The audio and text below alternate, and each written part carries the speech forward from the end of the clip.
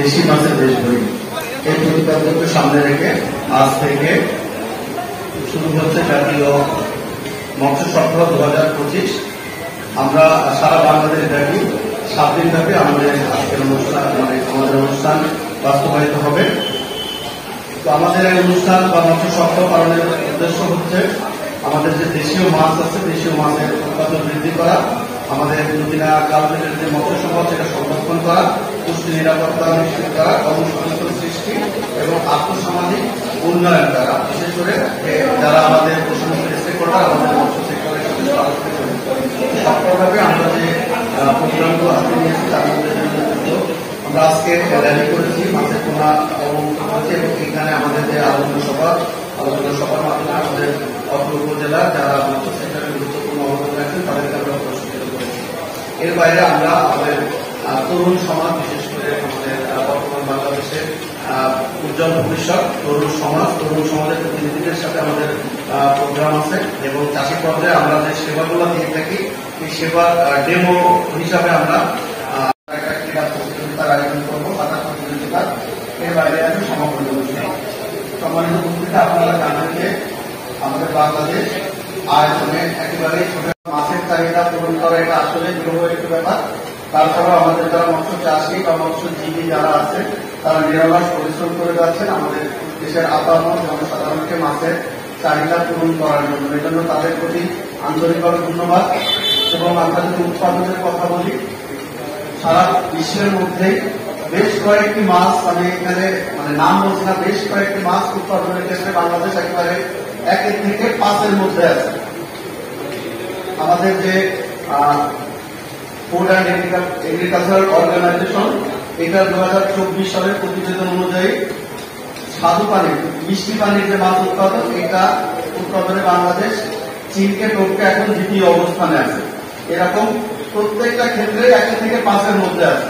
এটার জন্য সমস্ত কৃতিত্ব আমাদের যারা মৎস্যজীবী ভাই বোনেরা এবং মৎস্য চাষী ভাই বোনেরা। আমাদের বটিয়াঘাটা উপজেলার যে মৎস্য সম্পদ এটা একেবারে বৈচিত্র্যময় একটা উপজেলা। আমাদের এখানে যেমন সাদা মাছ আছে, এর পাশাপাশি চিংড়ি আছে, কাঁকড়া আছে, ইলিশ আছে। এবছর ইলিশের, বিশেষ করে নদীতে ইলিশের সরবরাহ কম ছিল, তবে 2-1 দিন বা অতি সম্প্রতি মোটামুটি প্রবাহটা বেড়েছে এবং আমরা আশাবাদী আগামীতে আমাদের নদীতে ইলিশের উৎপাদন বাড়বে।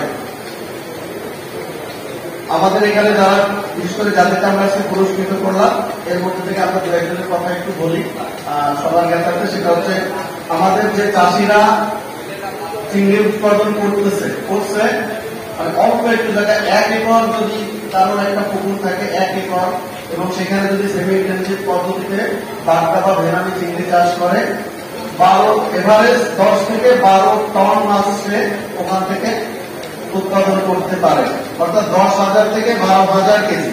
এভারেজ মাছের 1 কেজি মাছের দাম 1,000 টাকা, মানে আপনার যদি 20 কেজি হয় 20 গ্রেডের মাছ, 18 গ্রেডের মাছ 1,000, যদি 15 গ্রেডের মাছ হয় 12,1300, 10 গ্রেডের মাছ হলে প্রায় 18,900 টাকা। এখন 1 একর একটা জায়গা থেকে আসলে কি পরিমাণ টাকা মাছ উৎপাদন করা সম্ভব সেটা আমাদের বটিয়াঘাটার চাষিরা দেখাচ্ছে। এবং আমাদের দেশের জন্য যে প্রাপ্তি সেটা হচ্ছে এখানকার যে মাছ উৎপাদন হচ্ছে এই মাছটা আমরা বিদেশে রপ্তানি করছি এবং বিদেশ থেকে প্রচুর পরিমাণে বৈদেশিক মুদ্রা আমরা অর্জন করতে পারছি। প্রায় প্রতি বছর 5,000 কোটি টাকার মতো বৈদেশিক মুদ্রা আমরা মৎস্য সেক্টর থেকে অর্জন করি, যার আমি বলবো যদি শুধু একক উপজেলা হিসাব করা হয় প্রায় 20 বা 25% সেটা আছে আমাদের এই বটিয়াঘাটা থেকে। আমাদের এখানে 500-র মতো আমাদের সেমি ইন্টেনসিভ চিংড়ি চাষী আছে, যারা হয়তো আমাদের লোকাল যারা কমিউনিটি আছে আমরা এই জিনিসটা অনেকেই জানি না, কিন্তু নীরবে নিভৃতে আমাদের বটিয়াঘাটার মৎস্য চাষীরা তাদের কাজ করে চলেছে।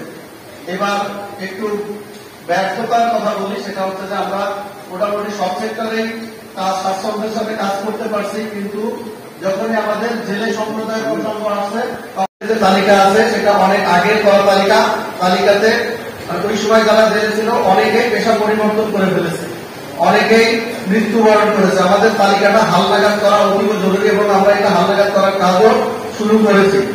বেশ কিছু ইউনিয়নে, মোটামুটি ইউনিয়নে যারা জনপ্রতিনিধি আছেন, সাংবাদিক বৃন্দ আছেন, গণ্যমান্য ব্যক্তিবৃন্দ আছেন, রাজনৈতিক ব্যক্তিবর্গ আছেন, তাদের সাথে সমন্বয় করে আমরা বেশ কয়েকটি ইউনিয়নে কিন্তু কাজটা শুরু করেছি এবং অনেক ইউনিয়নের কাজটা শেষও করেছি।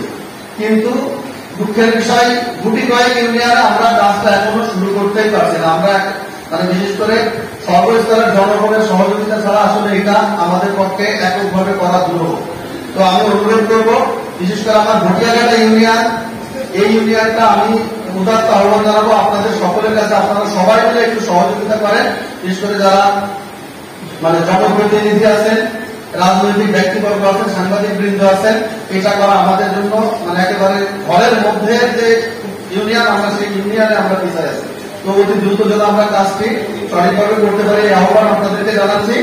এবং আপনারা এইখানে যে সবাই এসেছেন, বিশেষ করে আমাদের অতিথিবৃন্দ যারা তাদের মূল্যবান সময় ব্যয় করে আমাদের অনুষ্ঠানে এসেছেন, অনুষ্ঠানের শ্রীবৃদ্ধি করেছেন, এই জন্য তাদের প্রতি কৃতজ্ঞতা জানাচ্ছি।